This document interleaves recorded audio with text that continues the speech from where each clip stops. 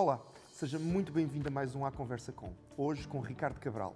O nome não é muito conhecido, mas a história e a carreira são memoráveis. Vai ser um programa diferente. Hoje temos um Iron Man e não é o Tony Stark.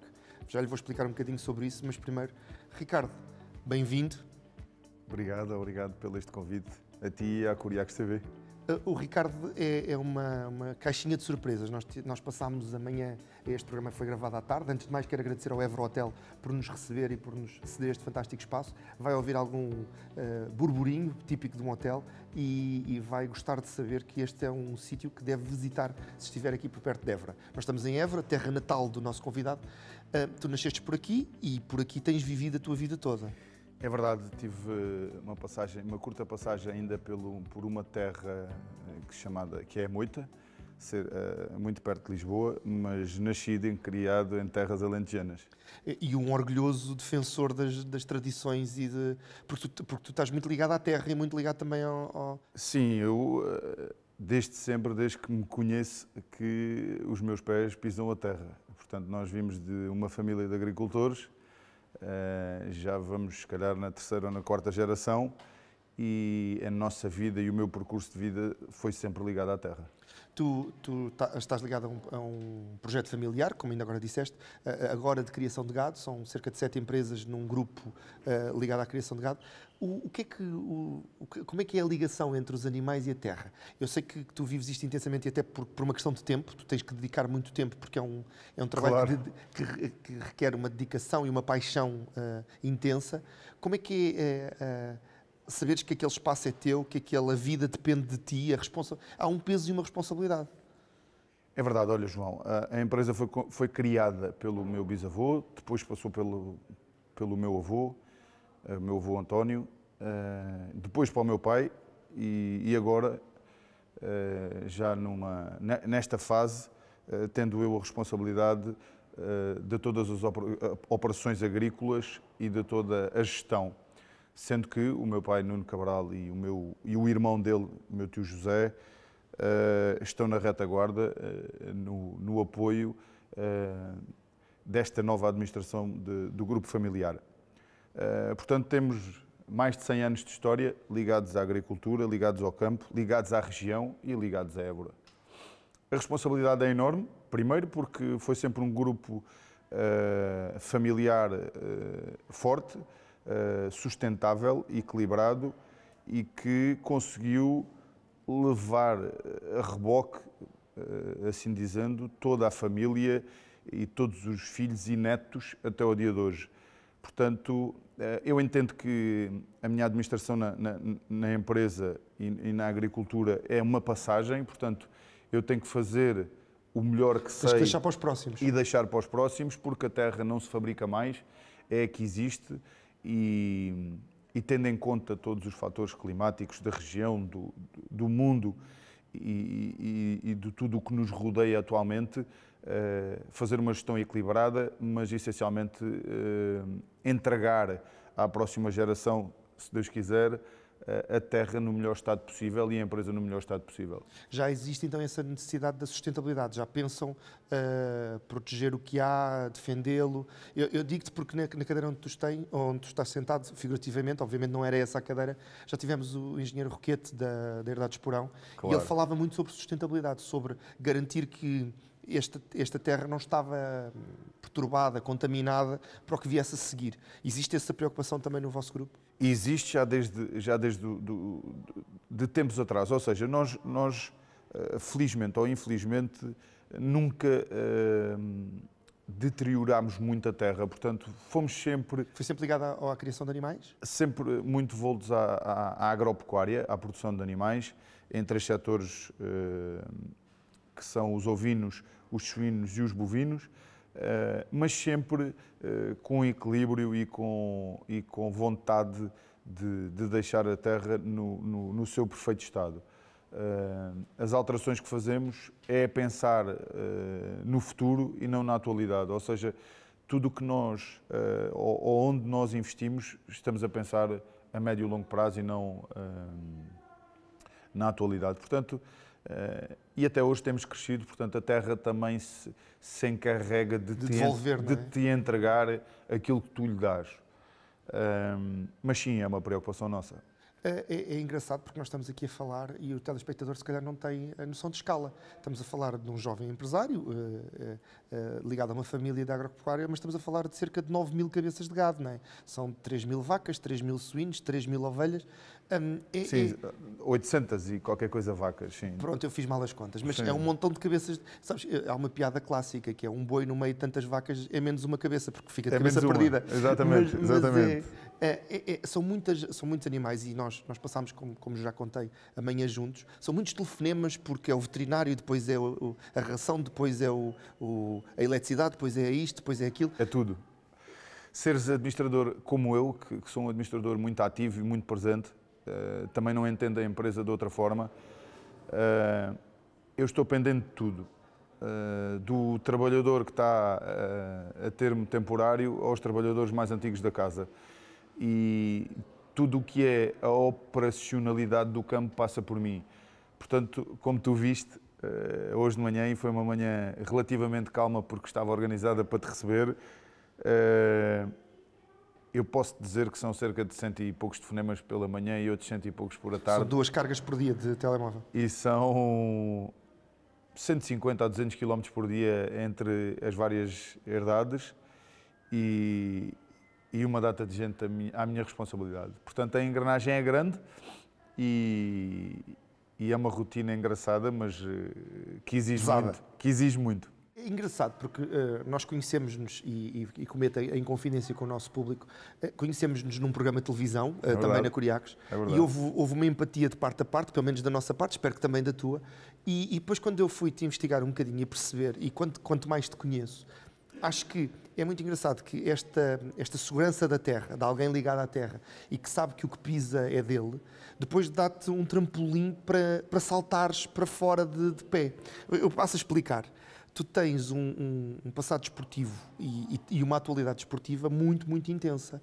Achas que é também uma maneira de despressurizares o que te limita neste teu dia-a-dia, que não podes ir para muito longe porque há muita coisa que te agarra aqui? Percebes esta visão que eu tenho? Vamos lá ver. O desporto, essencialmente, eu não posso dizer que tenho uma vida calma, porque não tenho. Ia mentir-te se dissesse isso. Eu acho que tu tens muita adrenalina, é confinado a um espaço. Eu acho que a tua alma é uma alma que precisa de ser livre. A minha questão é mais de espaço, não é de adrenalina. E eu utilizo o desporto muitas das vezes para descarregar um bocadinho esta tensão e esta adrenalina com que tu chegas. Eu vou-te dizer uma coisa engraçada. Eu chego muitas vezes ao fim do dia e só acalmo, o dia acaba, o dia de trabalho, ou o dia de trabalho / treino, já lá chegamos, mas só acalma depois de jantar e quando estou ali um bocadinho sentado no sofá com a minha família, porque o motor está sempre... Na redline, não é? Não é no redline, mas é perto. Portanto, a adrenalina é muita. E eu utilizo muito o desporto como um escape para me acalmar e para reagrupar ideias, reorganizar ideias. Agora, seres empresário agrícola, administrador agrícola ou operacional agrícola, como queiras, ou gestor agrícola, é estares ligado à tua empresa 24 horas por dia. Ou seja, trabalhar para outros tem os seus prós e contras. Seres dono da tua empresa, eu acho que tem muito mais contras do que prós. Porquê? Porque exige muito, muito mais de ti. Tu, quando trabalhas para outro, tens a tua carga horária e desligas o chip. Quando trabalhas para ti, quando a empresa é tua e quando tens uma data de famílias que dependem de ti, a empresa, como eu costumo dizer, vai para a cama contigo. É muito por aí. É muito engraçado que, ligado à tua empresa, um dos teus primeiros... Eu não sei se pode qualificar como desporto, mas eu acho que tem uma parte, ou pelo menos uma vertente atlética muito, muito importante. Tu foste forcado. E é engraçado que tu lidavas com vacas e presumo que com bois no teu dia-a-dia. Não sei se há assim muitos bois na herdade, mas tem que haver bois para haver mais vacas, portanto provavelmente há bois. Os reprodutores. Mas tu lidavas com aqueles animais, já os conhecias e vais para eu vou-lhe chamar de desporto, se calhar vou ser atacado pelo... hobby. É um hobby, mas que requer uma preparação física. Claramente requer uma preparação física. Até falávamos que tu tinhas o teu corpo moldado para outra coisa, para outro tipo de atividade. E vais parar aos forcados. Vais parar, é uma maneira de dizer. Foste forcado durante algum tempo. Como é que era tu teres aqueles animais à tua volta como colegas de trabalho ou como ferramentas de trabalho e depois dares com eles noutro ambiente, noutra vertente? Tu conhecias algumas reações? Conseguias perceber alguma... É verdade. Tinhas alguma vantagem competitiva? Queria-te perguntar. João, é verdade, fiz uma carreira longa de forcado, peguei cerca de 14 anos. E de sucesso? Sim, com alguns êxitos. Comecei muito novo e sim, tu tens razão. Vamos lá ver. Os animais que nós criamos na vertente bovina são mansos e os touros que se lidam nas corridas de touros são de uma raça que é a raça brava. Portanto, esses nascem e são criados para combate. Está-nos no gene, está-nos na genética. Os touros não vão para a praça e não marram porque alguém lhes faz mal para isso. Não, os touros, aquilo está na genética do touro bravo. É quase como... É uma raça. Só para justificar perante os nossos telespectadores, e porque também há muitas quesílias relacionadas com a Festa Brava, a comparação, e depois tu corrigir-me-ás se eu estiver enganado, é quase como compararmos um carro de estrada com um Fórmula 1. Aquilo parece que tem 4 rodas os dois e tem um volante, mas há uns que estão vocacionados para um uso comum e há outros que estão vocacionados para estar em pista. Só para aquilo. Aliás, no dia que terminem as touradas na Península Ibérica ou no mundo, o touro bravo vai deixar de existir. Porque não há justificação. Não há justificação. Portanto, vai haver 2 ou 3 no Jardim Zoológico. E dependem muitos postos de trabalho da criação do touro. Mas pronto, isso será um assunto. E até porque estamos a falar de forcados, é uma luta mais ou menos justa. Não estamos a falar do resto da Festa Brava, estamos só a falar da questão de homem versus animal. Exatamente. Não há cá batotas. Havia, penso eu, uma grande mais-valia em mim, era nas reações do animal. Ou seja, eu fui criado no meio da bicharada, fui criado no meio das vacas e eu conheço as reações, conheço o olhar, conheço as expressões, sei onde é que posso reagir e como. E isso ajudava-me muito, é verdade. Por outro lado, é uma desajuda. Porquê? Porque tu tens a noção plena do perigo. Ou seja, quando aquilo dá sinal que vai dar para o torto, tu já sabes que vai dar para o torto. Exatamente. Quando tu não conheces, vais um bocadinho às cegas. Né? Eu, quando era miúdo, ou os forcados que entraram na mesma altura que eu, que não conheciam o animal em si, o touro, a vaca, tu manda-lo pegar ou ir ajudar e eles vão... A ignorância é uma benção. Exatamente. Vão como tu vais, se calhar, saltar de uma prancha de 10 metros. Nunca saltaste e vais ali.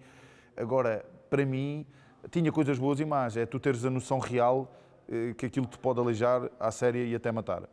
É complicado. Mas já falámos um bocadinho sobre este lado, mas há um lado que depois te vai conectar com o resto da tua vida. Eu acho que um bocado, até na maneira como eu te vi falar com alguns dos teus colaboradores, acho que há um companheirismo inerente, quase, eu não sei se tu foste ao serviço militar, mas há ali quase uma companhia militar que são aquelas pessoas que vão juntas para uma arena enfrentar um animal de 500, 600, 700, 800 quilos. Totalmente de acordo. Um grupo de forcados, acima de tudo, é um grupo de amigos e que se juntam esporadicamente para fazer a pega. Portanto, o touro é o menos importante, não lhe tirando a importância que ele merece e que ele tem que ter. Agora, nada do que ali está é força, porque se nós formos comparar a força de um touro à força de um humano, nada tem a ver, não é? Eu peso 75 quilos, um touro pesa 600, 500, 700 quilos às vezes.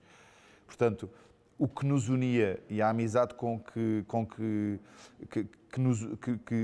nos ligava é que fazia com que a pega fosse um sucesso, não é? Portanto, houve ali quase uma educação para a vida há naquele uma educação. grupo.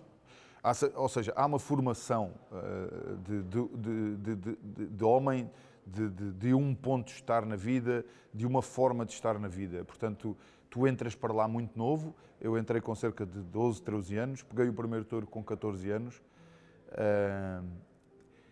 E aprendi muitas coisas que utilizo hoje na minha vida profissional e desportiva no meu grupo Forcados, porque tive bons líderes, tive boas pessoas que felizmente me conseguiram educar e polir em vários gestos. Tu sabes que os forcados são forcados na flor da idade, portanto, naquela altura que é difícil de educar. Portanto, um cabo... E há ali uma hierarquia entre os mais velhos e os mais novos, e os que pegam e os que não pegam? Há uma hierarquia muito grande e muito vincada na minha altura. Posso dar o exemplo que nós, mais novos, é que carregávamos a mala dos mais velhos, éramos os últimos a sentar à mesa.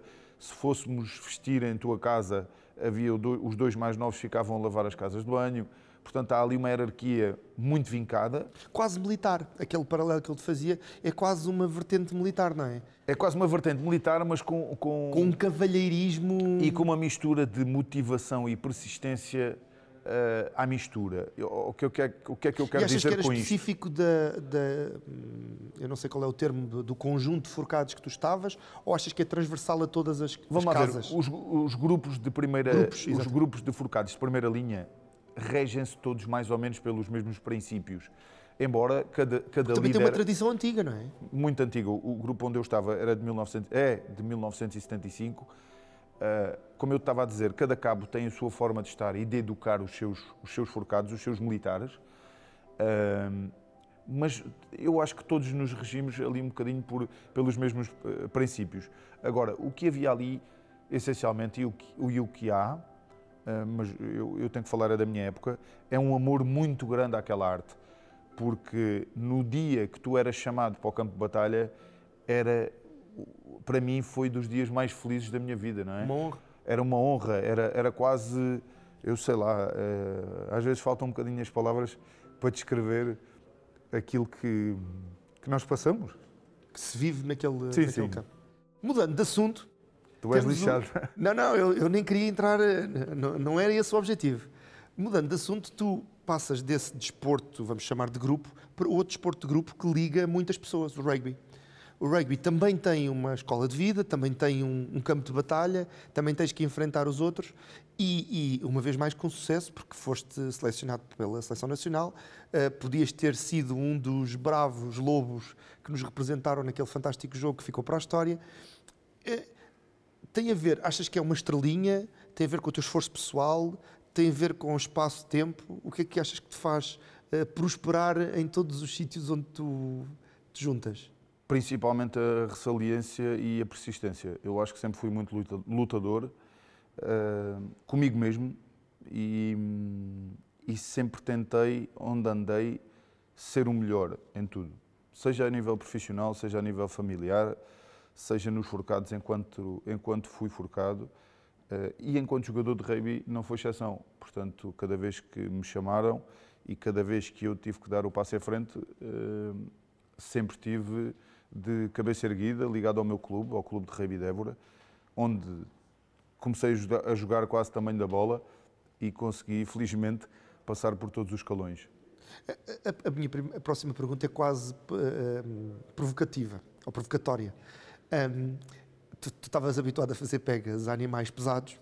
No rugby há uma classe de jogadores que são animais racionais pesados. Havia alguma coisa que tu transferisses de um sítio para o outro? O rugby já mudou muito, mas na minha altura, vamos lá ver... Aquelas placagens mais violentas eram uma pega? Quase. Para não te dizer, mais dura às vezes. O rugby mudou muito. Na minha altura, o rugby ainda era...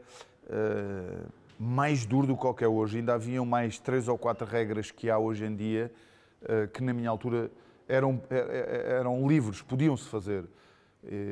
E onde eu notei a maior diferença foi quando cheguei a sénior, porque eu cheguei a sénior com cara de miúdo e aí tu jogas com homens de barba rija, como se costuma dizer, e com homens, pais de família na altura e homens com... Porque o rugby perdoa um bocadinho a idade, tu consegues jogar rugby até relativamente tarde, em algumas posições até bastante tarde.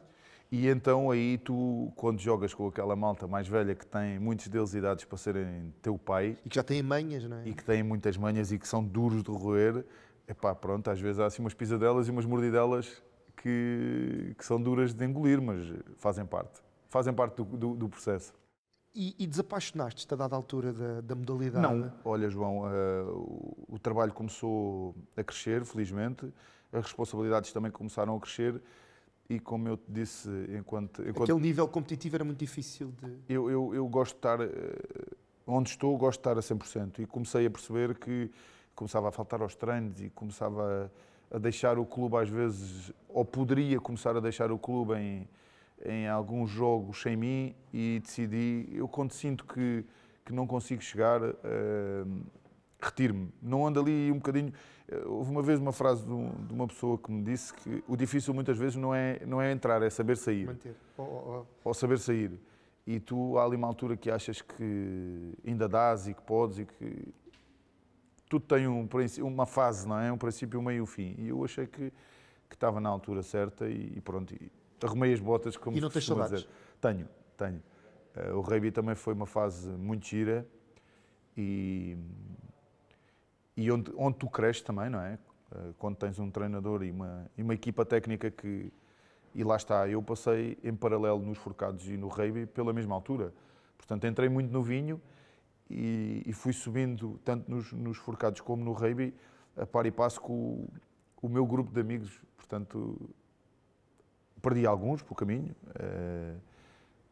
Felizmente nunca no rugby nem nos touros, mas foi uma fase gira. E de vez em quando há uns jogos amigáveis ou... Eu é que, como tu já percebeste... Tu agora com a agenda da Ironman é muito difícil. Nem é bem isso, sabes? Quer dizer, na verdade, tu podias ir de bicicleta para o jogo. Pois podia. Há um grupo que é os veteranos, que se juntam para fazer uns jogos, e já me convidaram, mas eu, como tu já me vais conhecendo, essa coisa dos veteranos sou-me um bocadinho a velho. Portanto, não estás ainda nesse nível. Ainda não consigo ir. É engraçado, antes de passarmos para o tema Ironman, que é um dos principais motivos que nos traz aqui, há uma passagem breve pelo pugilismo, pelo boxe. Sim. E eu disse-te ao almoço e achei engraçado que tu praticaste desportos de cavalheiros praticados por bárbaros. Exatamente. Que na verdade, ao contrário. O rugby é um desporto de bárbaros praticado por cavalheiros e o boxe é um desporto de cavalheiros praticado por bárbaros, como o futebol, aliás. E é engraçado que tu acabas por ir para coisas muito físicas, mas também muito mentais, porque se tu perguntares a qualquer... especialista, ele dir-te-á que um combate de boxe é muito mais mental do que físico. Há muita estratégia mental no gerir da força, no gerir do tempo, do outro lado, do outro combatente. E é engraçado esse lado estratégico, porque depois acaba por te preparar para um jogo muito mental ou para um desporto muito mental, que é o que praticas agora, o triatlo Ironman. Longa distância. Vamos lá ver. Achas que isto estava tudo encarrilado para fazer de ti o atleta que tu és hoje? Vamos lá ver, João. Eu acho que sim, porque eu sempre fui uma pessoa um bocadinho solitária.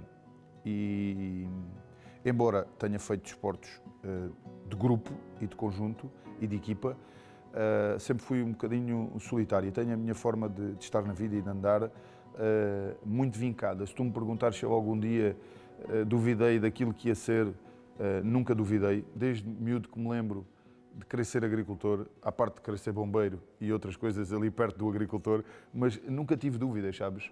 Astronauta nunca? Astronauta nunca. Bombeiro e agricultor era o meu sonho. Adorava ouvir as sirenes. Mas nunca tive dúvidas. Há muitos miúdos que tu perguntas hoje, então o que é que tu queres ser quando fores grande e tal?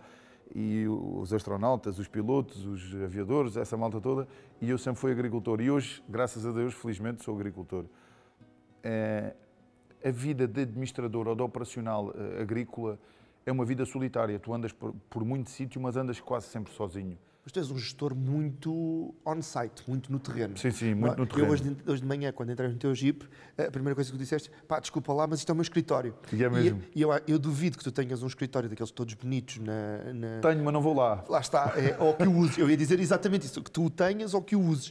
Porque eu acho que tens que ter aquilo que falávamos há pouco, os pés na terra, sentires a terra. Exatamente, mas vamos lá ver, não esquecendo que tenho uma equipa, como te falei há pouco, de administração, o meu pai e o seu irmão, o Zé, atrás de mim, pessoas com 60 anos, com experiência e que sempre estiveram ligados à terra e à agricultura, passando tudo por mim, sim, mas felizmente estou bem escudado, digamos assim. E depois temos, por acaso, se calhar não é por acaso, um primo meu que está na parte dos escritórios e que nos trata de tudo.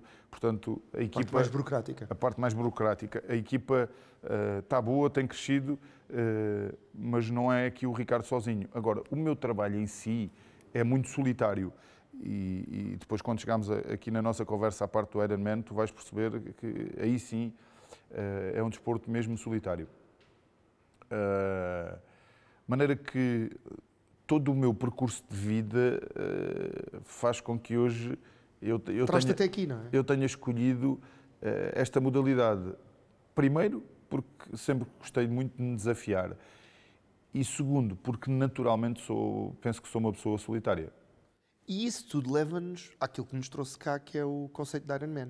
Tu, a dada altura da tua vida, estás no YouTube, começas a ver um desporto chamado Ironman, que é uma variante do triatlo mais de alta performance ainda, que é uma coisa tão simples quanto... Eu passo a explicar aos nossos telespectadores, porque eu até tive que tomar nota disto.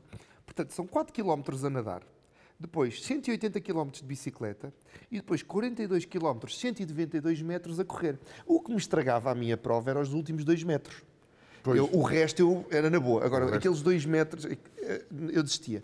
O que dá o que faz um total completo de 226 km, 192 metros de performance. Competição. Não, seguida. Sim, em contínuo. Estamos a falar de uma prova que os melhores do mundo fazem em 8 horas. 8 horas, 7 horas e não sei quanto. Tu, neste momento, estás muito próximo das 10. Sim, estás muito próximo das 10. 10h30. Estás próximo das 10. Isso era a última prova. Eu sei que já estás mais afinado do que estavas. O que é que te leva... Tu, imagino eu, sentado em casa, em frente ao computador, com a Filipe ao lado e com as meninas a brincar, a dizer, epá, vou-me meter nisto. Olha, porque primeiro... ainda nem vamos entrar na complexidade do que foi quando tu te meteste. Estou-te a perguntar. Primeiro é verdade, eu via muito provas de Ironman no YouTube, via muito o Campeonato do Mundo, via e vejo. E sempre gostei muito de me desafiar. E como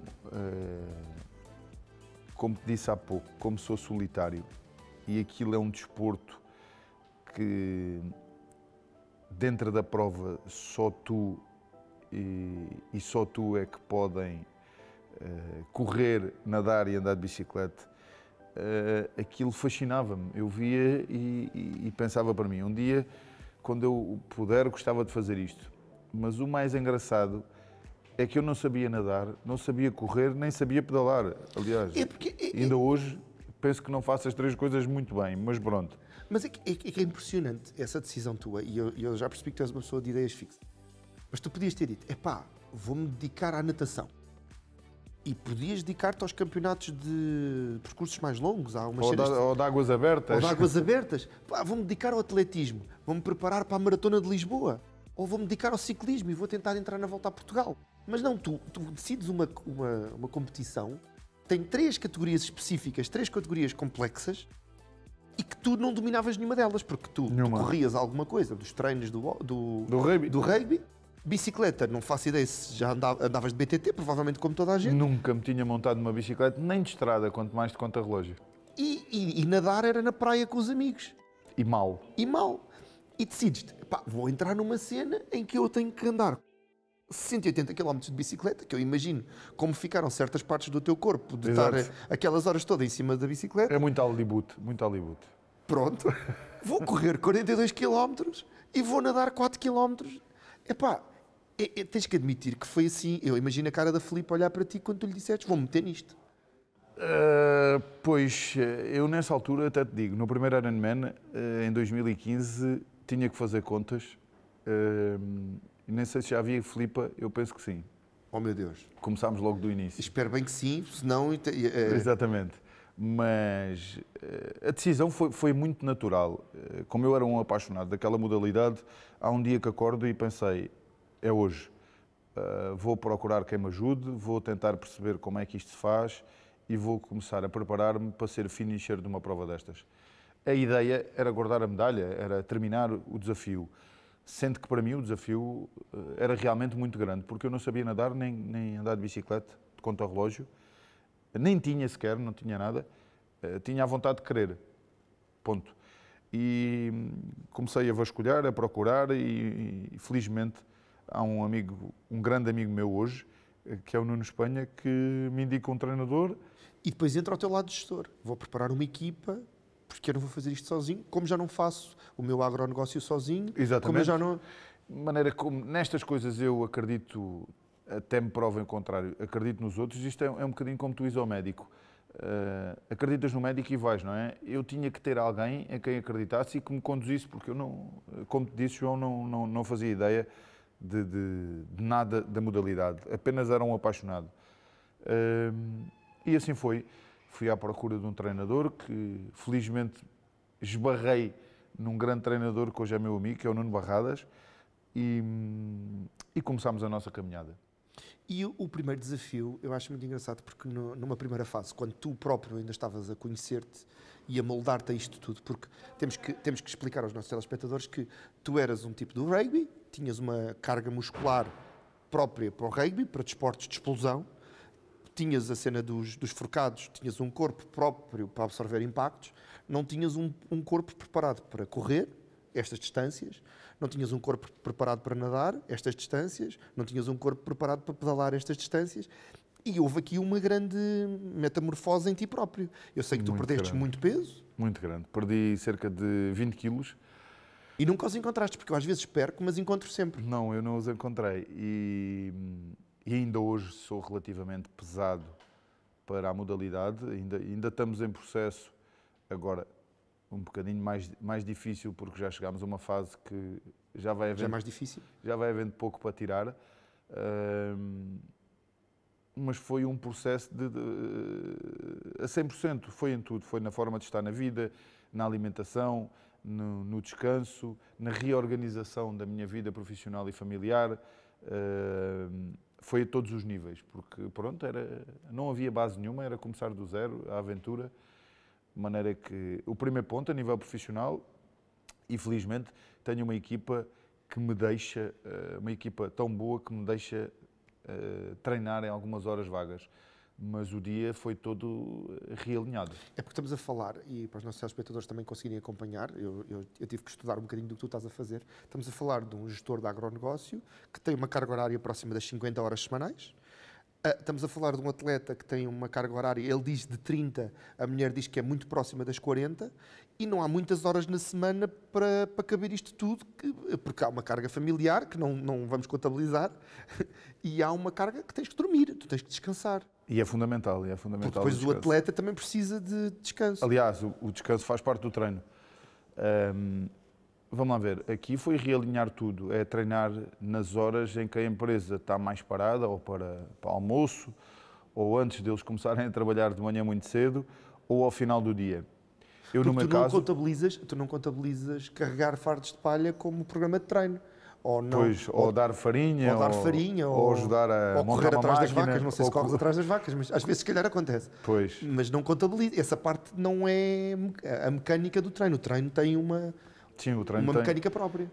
Uma mecânica própria. Aqui foi realinhar tudo e, como te disse, procurar as janelas de oportunidade entre a empresa e a família que menos incomodasse tanto uma coisa como a outra. Portanto, o dia agora resume-se 6h30 da manhã, natação, a hora depois de trabalhar. O que implica acordar por volta das 5h30. Ok. Depois, à hora de almoço, mais um treino, ou de bicicleta ou de corrida, e ao fim do dia, noite, o resto.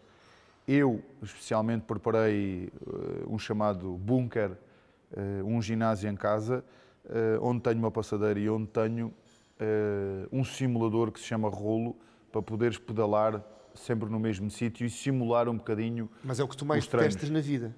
Esse bunker é a última... O bunker não é a última... É o último resort, é a última bala da câmara. Sabes que não é muito. Agora, com o nascimento da Pilar, eu passo mais horas a treinar entre quatro paredes do que propriamente na rua. Na rua. E porque, pronto, o trabalho também é algum, de maneira que não é nada fácil chegares a horas de poderes ter luz natural na rua para poderes treinar. E o treino de água, tu fazes em água nas barragens, aqui à volta, fazes na piscina? Vamos lá ver, quando temos treinos mais específicos ao fim de semana de águas abertas, em que tens que pôr 3, 4, 5, 6 km de natação, tentamos fazê-lo em águas abertas, mas aí é sempre melhor fazê-lo em grupo, porque sabes que em barragem ou a mar, por questões de segurança, podes afogar-te, não é? De maneira que o dia-a-dia é todo em piscina, 25 ou 50 metros, coberta, para poderes nadar no inverno e pronto. É um processo. E tu, a primeira prova, aquela que tu dizes que era o objetivo inicial, era ganhar a medalha, guardá-la e pronto. Seres finisher. Exato. Terminar. Que ninguém acreditou, eu acho, quando tu disseste isso, porque já sabiam que isto ia se tornar um vício. Mas essa primeira prova teve um fim... Aliás, as primeiras provas tiveram todas fins solidários. Tu propuseste um fim solidário para ajudar. Na altura, penso que a paralisia cerebral aqui sim, a APS, em Évora, e depois os seguintes tiveram até a luta contra a fome, vários projetos.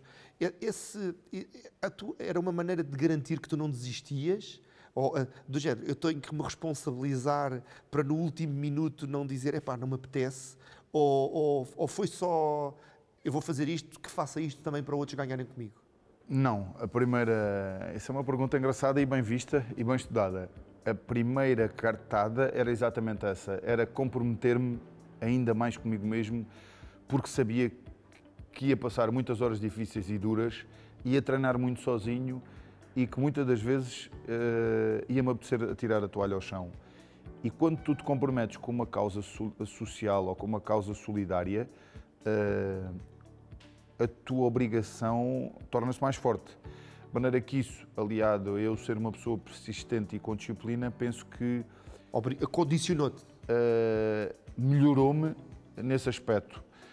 Nas alturas de mais dor, na grande transformação física do meu corpo, e nos momentos que pensei, epá, isto é uma prejuízo, vou desistir porque isto é uma normalidade, é horas a mais, é quilómetros a mais, estava lá sempre a voz dos miúdos ou das pessoas em que eu ia ajudar. Não posso. Agora já não há volta a dar. Agora tem que ser para a frente. E agora há um objetivo. É público. Agora há um objetivo, é público, é um sonho. Ainda longe pensamos nós, infelizmente, mas é como amador. Não é um se, é um quando. Não é um se, é um quando. Como amador, ir ao Campeonato do Mundo da distância Ironman, da Ironman.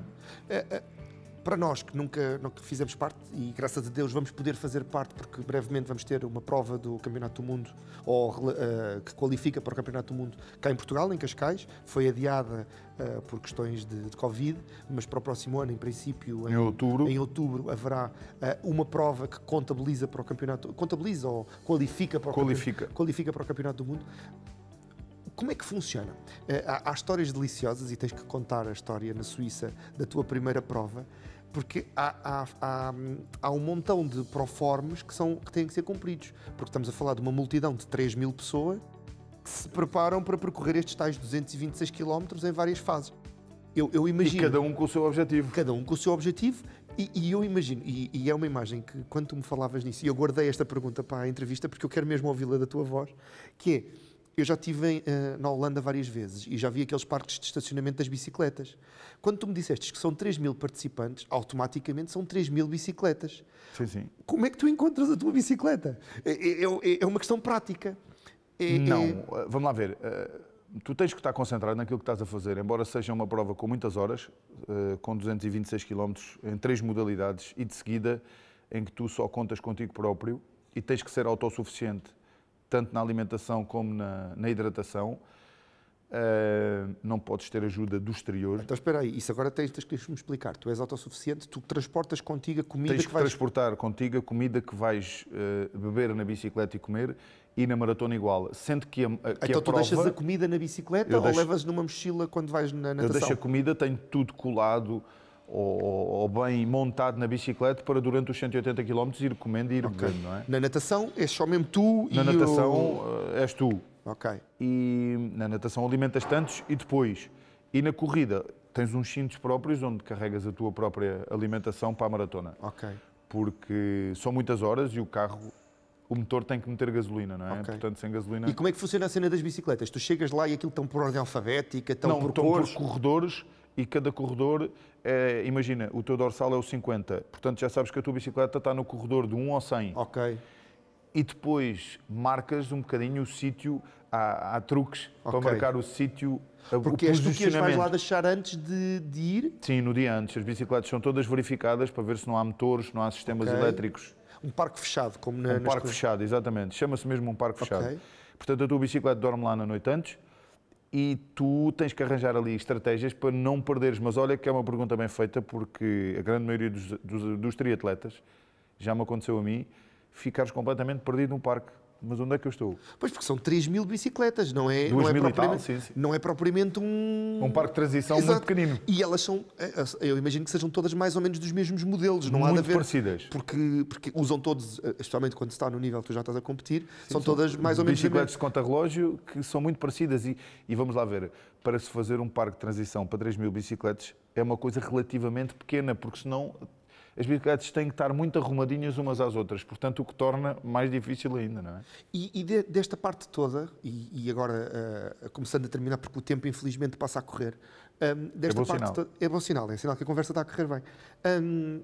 Desta parte toda, tu hoje, o atleta de hoje, que já fez várias provas de Ironman, bastantes até, qual é a parte que te incomoda mais? Se eu te dissesse, epá, porreiro era tirar uma das partes, tu tiravas o quê? A natação, o atletismo ou...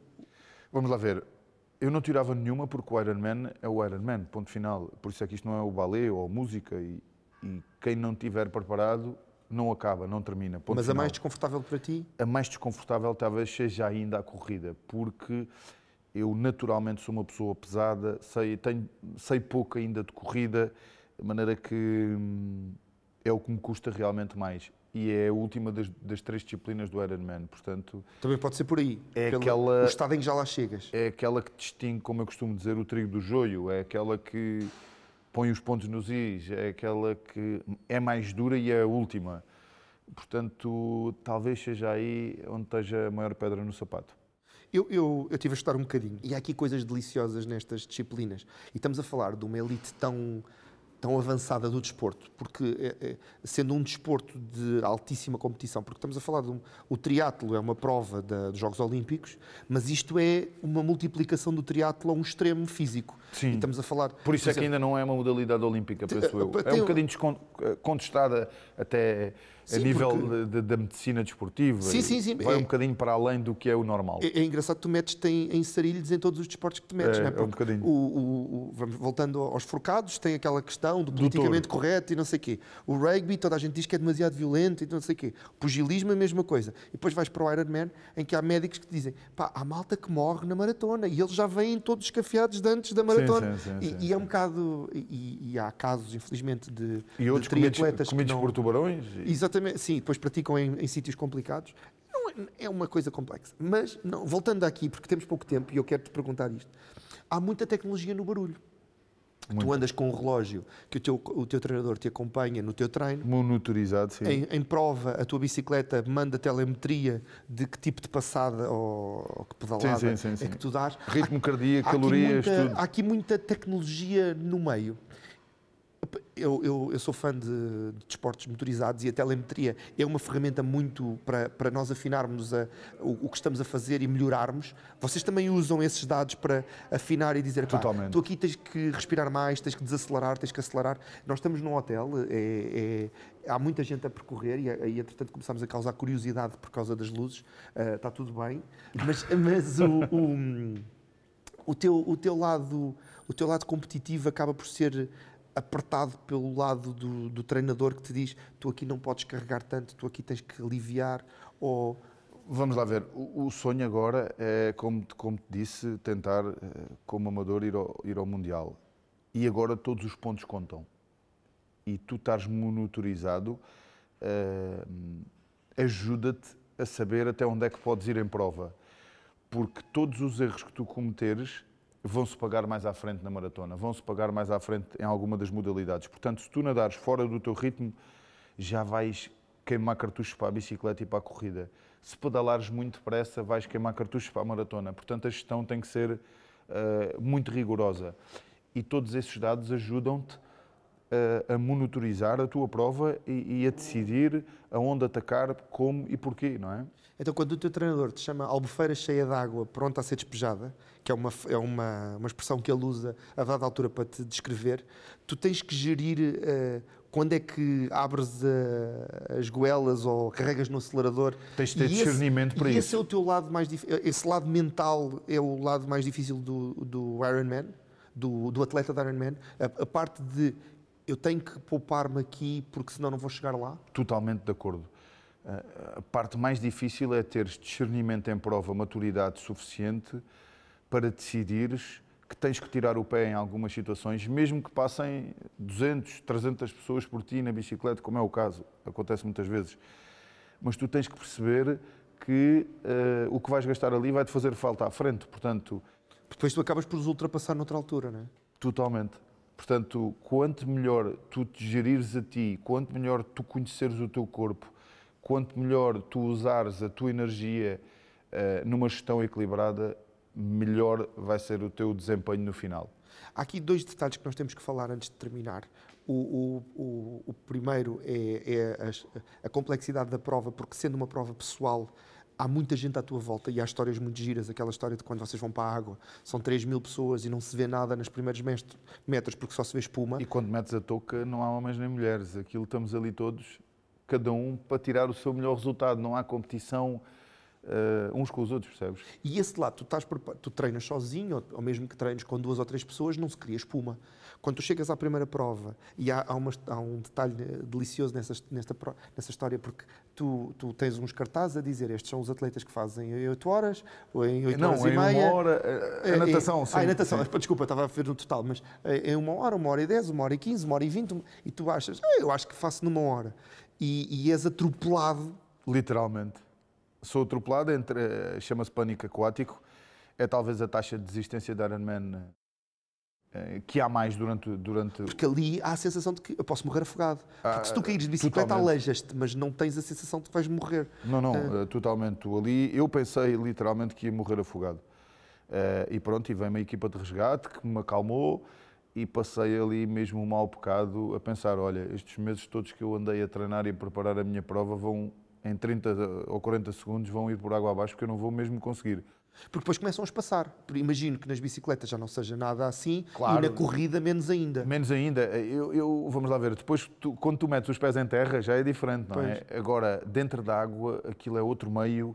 E está toda a gente com muita muita adrenalina, toda a gente quer se safar rapidamente daquela disciplina. Da confusão. Não, e daquela disciplina, porque é onde toda a gente se sente mais desconfortável, não é? Depois, quando tu chegas à terra, já é outra coisa. E eu realmente passei ali um mau bocado. E depois há outro detalhe, eu tinha motivo de conversa contigo para várias horas, mas o tempo está contra nós. Há o lado dos que te apoiam. E é uma história engraçada, nós almoçámos juntos, já falámos sobre isso, e estávamos a falar, há um conjunto de patrocinadores que garante que pelo menos tu não tenhas prejuízo nisto. E esse lado acaba por ser interessante porque há um conjunto de pessoas que confia em ti e que tu lutas para que não... Eu acho que agora, o que começou com a solidariedade hoje é com aqueles que te ajudam a que tu conseguires levar este alvo mais longe. Esse respeito e esse compromisso que falávamos há pouco da solidariedade hoje é com os patrocinadores. Tu não queres deixá-los ficar mal. Concordas comigo?